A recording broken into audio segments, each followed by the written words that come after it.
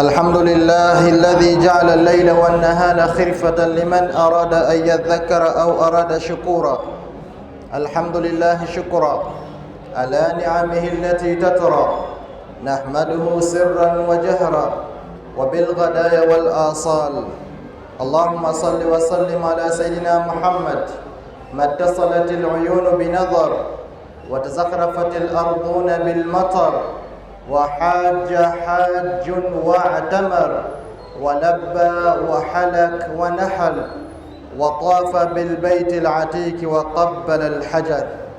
أشهد أن لا إله إلا الله وحده لا شريك له، وأشهد أن محمدا عبده ورسوله، بلغ الرسالة وأدى الأمانة ونصح الأمة وجاهد في الله حق جهاده حتى أتانا اليقين.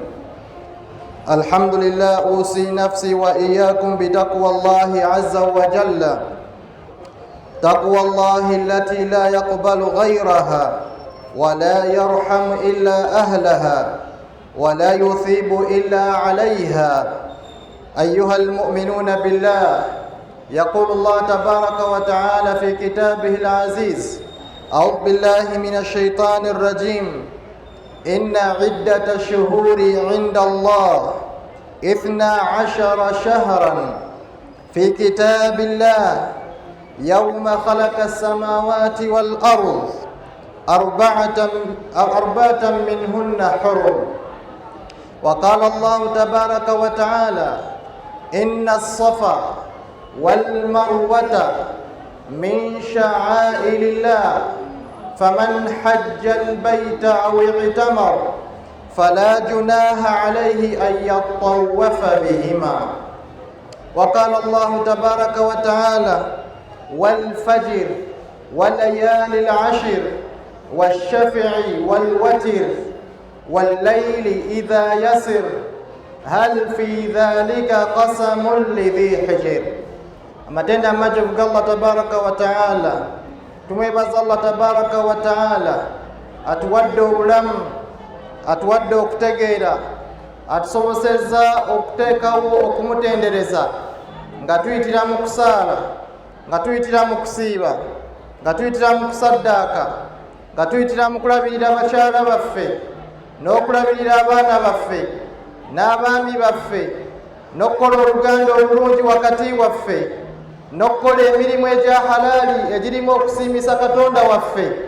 Ekyo tukimwebaliza Allah subhanahu wa ta'ala, era nga tumusaba akitukuumire, atongere okukirongoosa, atongere obungi ne baraka mu kyo okutuusa bwe tunadda mu maaso ga Allah subhanahu wa ta'ala, oba olyawo ne tumusinkana nga atusiimye. Abooluganda ab'ekitiibwa, matenda majjuvu n'okusaala n'okusaalira ku ddeeyi y'omubaka Nabbi Muhammad sallallahu alayhi wa sallam, Allah subhanahu wa ta'ala gwe yatuwa nga qudwatan hasana, wakwefulirira, wakuyigako ku buli nsonga yonna gye tutambulizaako obulamu bwaffe.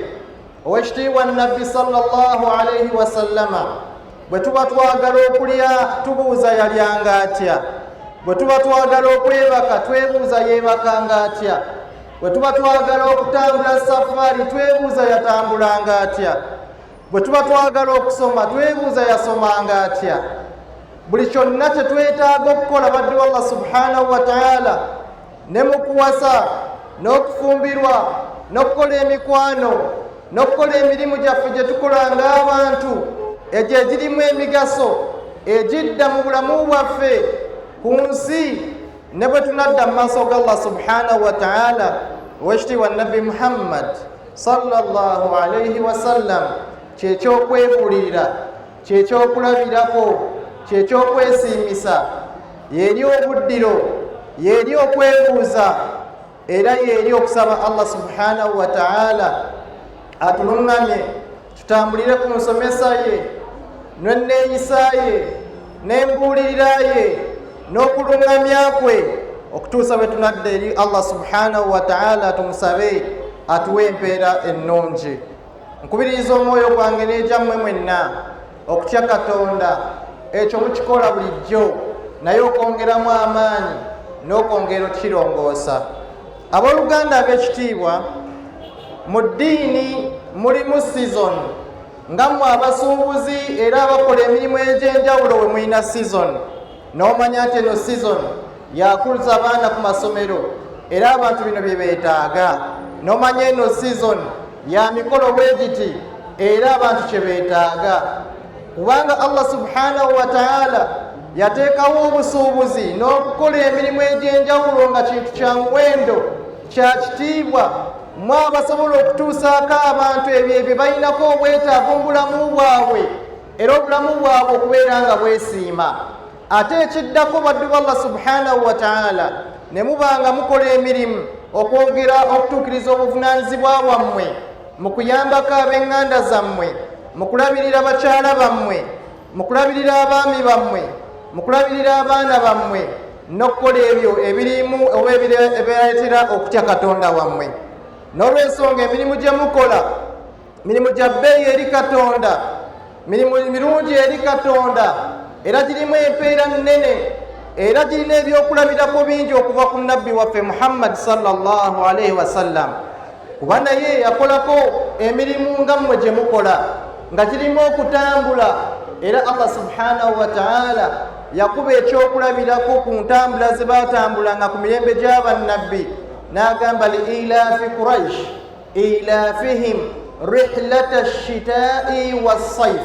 Baatambulanga fi shita, mu budde obw'obutiti ne mu budde obw'omusana, naye nga ekyabatambuzanga byalinga byamaguzi n'ensonga endala.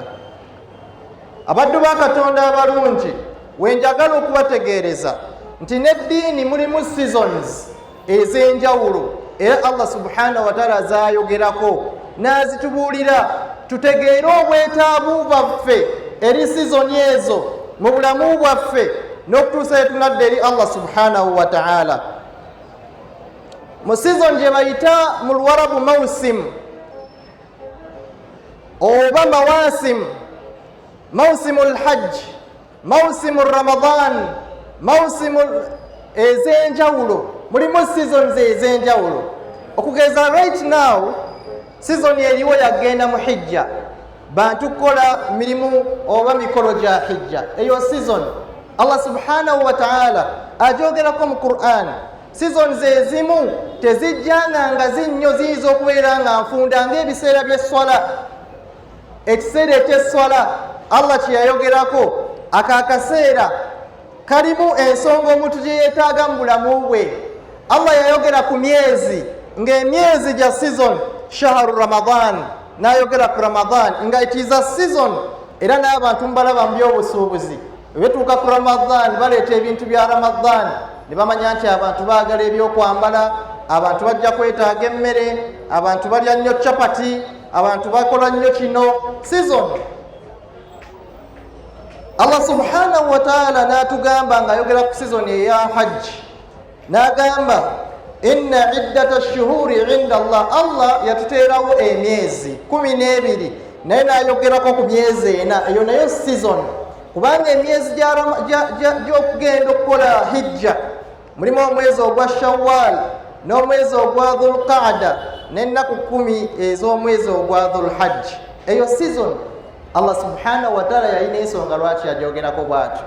Naye seasons zirimu byamaki bye twetaaga nga nammwe mu seasoni zammwe, ku ngeri gye mumanyi n'abantu we bawangaala n'ebyo bye mubatuusaako era bye mukola okunoonyerezaako musobole okubawa ebyo bye beetaaga.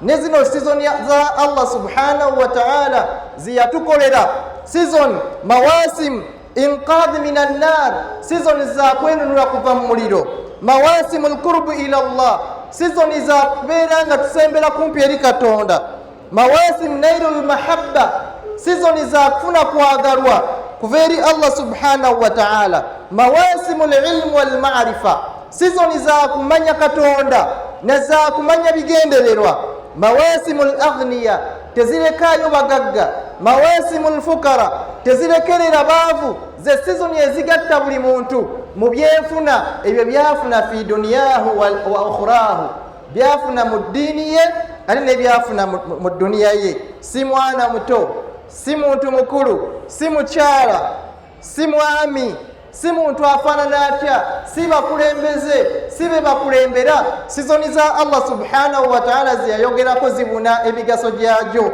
singa tuba tuzeyambisizza baddu ba Allah subhanahu wa ta'ala nja kwogerayo ebintu bibiri mu sizoni eno gye tulimu eya omwezi oba emyezi egy'okukola hijja ng'ate sizoni eno eyina akakwate k'amaanyi nammwe abakola emirimu egy'obusuubuzi oba egigwa mu kkowa eryo.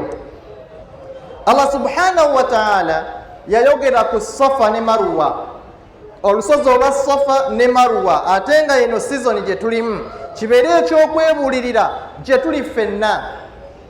Ekyavayo ekyali wakati w'olusozi lwa Safa ne Marwa kyava ku famire, nga naye bw'olina famire mwalimu omwami, mwalimu omukyala, mwalimu n'omwana. Ibrahimu alayhi salatu wassalamu bw'aleka famire ye bwe yagireka n'agamba rabbi inni askantu min dhurriyati biwadin ghayri dhi zar'in inda baytika almuharram rabbana liyuqimu as-salata. Allah ndese famire yange mu kifo kyesiinaamu ssuubi nti kiina kyekisobola okuweereza abantu bange ku bulamu bwabwe, naye ate ndi mukakafu nti bajja kuyimirizaawo okutendereza, wabula simanyi butya bwe banaabeerawo mu mbeera ya kubeerawo ey'obuntu, ey'okulya, ey'okunywa, ey'okulabirirwa mu mbeera efaanana bw'etyo.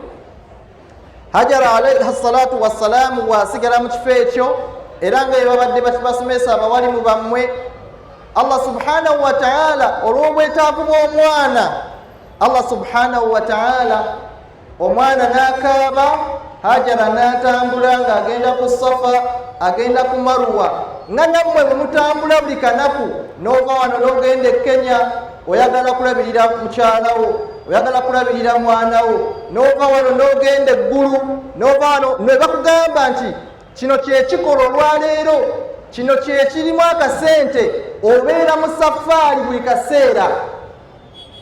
Eyo y'embeera Hajara gye yalimu, n'abakyala ennaku zino abasinga balinga Hajara, nabo basuubuzi bakozi batambula enkya n'eggulo olw'okwagala okuyimirizawo obuvunaanyizibwa bwabwe. N'atambula okutuusa Allah subhanahu wa ta'ala bwe yamuwa ekyamagero ekirabirira obulamu ekitaggwaawo okuva lwe kyateekebwawo okutuusa olunaku olw'olwaleero nga teriyo muntu yenna akyongerako okuggyako Allah subhanahu wa ta'ala yanga yakirabirira ge mazzi ga Zamzam. Ekyo kitegeeza kikufa abakozi yonna gye tukolera ne gye tutambulira nti Allah subhanahu wa ta'ala asigala ye mugabi agabirira olugabirira olutaggwaawo olw'amagero olujja okuyimirizaawo ebbanga lyo lyonna ate ng'oli contented nga towankawaka mu mbeera yonna. Kitegeeza ki? Nti omuntu osaanye onyweze okwagalako eri Katonda n'okukola ku lwa Katonda n'okubeera n'essuubi mu Katonda nti however much that we work, ne bw'okola kirungi okukola kubanga tetusobola kubeerawo nga tetukoze, naye tunyweze nnyo Katonda, okole oyimirizeewo esswala zo. Mwesiimye nnyo okubanga mu kizimbe nga kino abantu abanoonya spaces aw'okukolera n'aw'okuwangaalira nti musobola okwerekereza ne musalawo mwerekereze mubeere n'ekifo ekifaananako bwe kiti. Ekyo nno ekyokubeera n'ekifo ekifaananako bwe kiti, ekyo kisobola ddala okuyimirizaawo obulamu bwammwe ebbanga lyonna nga Allah subhanahu wa ta'ala bwe yateerawo famire, kubanga ekibaleeta wano eno kolerera famire zammwe, kolerera baana bammwe. Naye ate Allah subhanahu wa ta'ala olw'okubeera n'ekifo ekifaananako bwe kiti ne muyimirizaawo ibaada, ne musaala, ne musaddaaka, ne musoma darasa zammwe, ekyo ate Allah subhanahu wa ta'ala asobola okubateerawo okulabirirwa nga bwe yalabirira famire eya Sayyidatina Hajara ne Ibrahim ne Ismail, kubanga nabo Ibrahimu ye ekigendwa kye yagamba nze mbaleseewo okutendereza Katonda, ate ye Hajara n'anoonyeza omwana ekyokulya. Bw'ogatta ebintu ebyo ebibiri n'obeera nga mu bulamu bwo, mu buwangaazi bwo, mu buweereza bwo, olina obudde obusaala, olina obudde obusoma, olina obudde obulabirira abantu bo, olina obudde obufaayo eri mikwano gyo n'ab'eŋŋanda zo, kakasa Allah subhanahu wa ta'ala tayinza kukulekerera. N'olw'ensonga ebaddu Allah subhanahu wa ta'ala kyemuliko gwe mulamwa ogwatandikirwako bonna abatusooka mu Bahajara, n'afuula famire ennamba nga kyakulabirako. Ffe famire zaffe biki bye tuzirabirako? Mutuuka mu famire ne bagamba ate famire mwagwamu kyafaayo bwe kiti, nga byafaayo bibi byereere. Naye Allah yakwata famire ennamba efuuke ekyokwebuulirira eri ffenna, okunyweza tawhiidi zaffe mu nfuna zaffe, mu buweereza bwaffe, mu kutabakana kwaffe, mu mbeera zonna. Allah subhanahu wa ta'ala n'agifuula mpagi okubeera nga wetugenda e Makka tulina okutambula olutambulo olwo nga lwakufumiitiriza na kumanya kiki ekyali ekigendererwa, na kumanya kiki kyofunamu naawe okyeyambise. Allah subhanahu wa ta'ala oba oliawo akuteekerewo okulabirirwa okulitaggwaawo nga kwa magero nga bwe yakuwa Sayyidatina Hajara ne Ismail. Ate naffe Allah subhanahu wa ta'ala n'akutuwaako, kitali muntu agenda Makka n'atavaayo na Zamzam oba kale n'amunywerako eyo, naye nga kyava kooli yanyweza obukkiriza bwe, n'anyweza eddiini ye, n'anyweza esswala okugiyimirizaawo. Allah subhanahu wa ta'ala n'amukolera ekyamagero mu bulamu bwe. Baddu ba Allah subhanahu wa ta'ala, ekyafaayo ekirala kye tuyiga mu sizoni eya Hijja nga kirina alaaka y'amaanyi mu bulamu bwaffe era kiva ku famire. Salina Ibrahim alayhi salatu wassalam yalwawo okufuna omwana, naye bw'amala okufuna omwana oba bwe yali tannafuna mwana, yasaba Allah subhanahu wa ta'ala n'amugamba nti bwe nnaafuna omwana ngenda musala musaddaake gy'oli. Allah subhanahu wa ta'ala bw'amala okumuwa omwana n'amugamba nti tuukiriza kye weeyama, era n'asalawo asale Sayyidina Ismaila alayhi salatu wassalam. Naye olw'enniya ye nti yali ayagala okutuukiriza, Allah subhanahu wa ta'ala n'amukolera ekyamagero. Allah n'amuleetera endiga agisale, oluvannyuma lw'okulaba nti nno yali okutuukiriza kwe kujjuvu. Ekyo tulinawo ekyokuyiga nga tetunaba kumalayo kyafaayo. Tinaffe tulina okuba nga enniya zaffe ku bye tukola z'amaanyi nnyo, nga zikakasiza ddala, nga ziremerako, nga zigenderera, ng'ate teziyuugayuuga. Allah subhanahu wa ta'ala bw'anaalaba enniya yo nga y'amaanyi, enniya yo nga nnungi mu kukolaako, mu kuwasaako, mu kufumbirwako, mu kusomaako, mu buweereza bwo, mu bukulembeze bwo, Allah subhanahu wa ta'ala ajja kutunuulira. Lianna Allah tabaraka wa ta'ala la yanduru ila suwarikum wala ila ajsadikum walakin yanduru ila kulubikum. Kuba Allah tatunulira mibiri gyammwe yadde enfaanana yammwe, atunulira mitima gyammwe.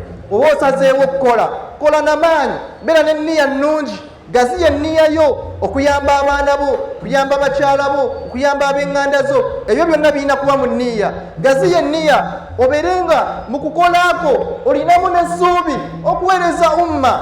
Kiki kyogatta ku umma? Umma erina obwetaavu, oyisobola okubeerako kyokola singa umma erina obwetaavu. Ebyo byonna kunyweza nniya. Buli wonyweza enniya, Allah subhanahu wa ta'ala ajja kukolera ekyamagero nga byakikola Sayyidina Ibrahim alayhi salatu wassalam. Abooluganda nga mmaliriza, we yayagala okusala omwana, shaitaani nejja. Bali baali bannabbi, Allah yabalaganga oli yandyebuuzizza shaitaani yagiraba atya, naye bali baali mu mbeera yaabwe Allah subhanahu wa ta'ala gye yabateekamu. Shaitaani bwejja, Sayyidina Ibrahim kyava agikanyugira amayinja, neemulemererwa, negenda ewa Hajara omukyala, nayo n'amugamba owaayi mukyala gwe, yono omwana gw'ofunye ate oyagala musala, wuuyo bbaawo ayagala musala, oli kuki? Wandibadde obaako kyokola. Naye n'agikanyugira amayinja. Negenda ew'omwana nemugamba owaayi oli kuki? Bano bazadde bo bye bakola tebakyabimanyi, emyaka gyabwe gigenze, era nga n'abaana bammwe bamu bwe bayogera taata ebiriko tabimanyi, ebigenda mu maaso zino tabimanyi, nze mbyetegeerera. Ye shaitaani n'emuwangula. Naye Ismaila naye shaitaani yagikuba bukubi mayinja. nabwe kityo nabbi sallallahu alaihi wasallama n'atusomesa nti baateekawo ebiwaji nga buli muntu yenna agenda e Makka ateekeddwa bikuba okujjukira ekyafaayo kya famire eyo eyali ekolera awamu okulwanyisa shaitaani.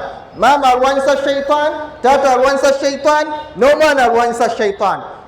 Famire zaffe zibeeramu ebizibu, olumu ne tukyawa bakyala baffe, olumu ne tukyawa abaana baffe, naye nga ate twerabidde nti inna shaitaana lakum aduwa. Allah yagamba toyina mulabewo, omulabewo ali omu ye shaitaani yekka. Fattakhidhuhu inna shaitaana lakum adu fattakhidhuhu aduwa. Shaitaani ya aduyi esinga okuba eya waggulu eri buli muntu, ye enemy wa buli muntu. So bw'olaba nga mutabaganye musowaganye ne mukyalawo, manya waliwo shaitaani. Bw'olaba nga temukwatagana n'omwanawo, manya waliwo shaitaani. Nabwe kityo tulwanyisa shaitaani mu famire zaffe nga ffe tumulabe waffe. Omwana n'omukyala n'omwami bonna babeere nga bali ku levo y'emu, nga batabagana bakkaanya okulwanyisa shaitaani okutuukiriza ekisinga okuba ekirungi.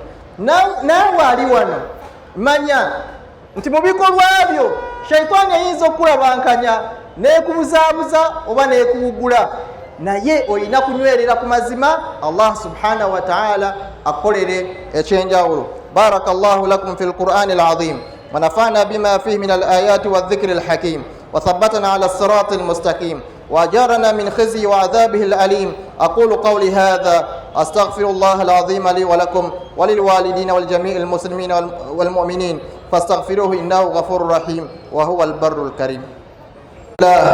ثم الصلاة والسلام على رسول الله صلى الله عليه وسلم. أوصي نفسي وإياكم بتقوى الله عز وجل.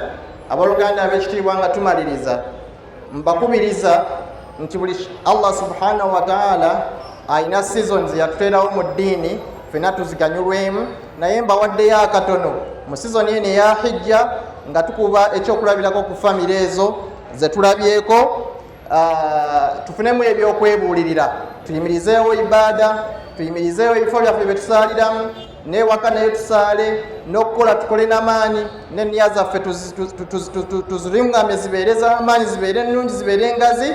Ate buli kyonna kye tukola tubeere nga tugendereramu kyeki ekigendererwa mu kukola kino mu hijja. Hijja eriko ebintu bingi. Saba Allah subhanahu wa ta'ala mwenna abasobozesa okutuuka e Makka ne Madiina, oba oli awo mufumiintirize ebyo byonna ebikolebwa nga nammwe mubirabako. Ayuha almu'minuuna billah zayyinu bawatinakum bilhuduri ma'a Allah wa khususan fi salawati wa inda tilawati alquran wa inda istima'i alkhutab wa fi fi'li ta'at. فإن زينة قلب المؤمن لا يكون إلا بحضوره مع الإله السيد الركيب جل جلاله وتعالى في علاه. إن الله لا ينظر إلى صوركم ولا إلى أجسادكم ولكن ينظر إلى قلوبكم ونياتكم. وأكثر الصلاة والسلام على المصطفى خير الأنام فإن أولاكم به يوم القيامة أكثركم عليه من الصلاة. صلاة والسلام إن الله أمركم بأمر بدأ فيه بنفسه وثنى بملائكته وأيها المؤمنين من عباده فقال مخبرا وآمرا تكريما إن الله وملائكته يصلون على النبي يا أيها الذين آمنوا صلوا عليه وسلموا تسليما. اللهم صل وسلم على عبدك المختار سيدنا محمد الذكار الشكار الصبار التالي لآياتك آناء الليل وأطراف النهار وعلى حليفه من بعده المختار صاحبه وأنيسه في الغار مؤازره في حال السعة والضيق حليفة رسول الله أبو بكر رضي الله عنه وعن عمر وعن عثمان وعن علي وعن جميع الصحابة والتابعين والتابعين بإحسان إلى يوم الدين. اللهم أعز الإسلام والمسلمين وأذل الشرك والمشركين ودمر أعداءك أعداء الدين. اللهم اغفر للمؤمنين والمؤمنات والمسلمين والمسلمات الأحياء منهم والأموات. ربنا تقبل منا إنك أنت السميع العليم وتوب علينا يا مولانا إنك أنت التواب الرحيم.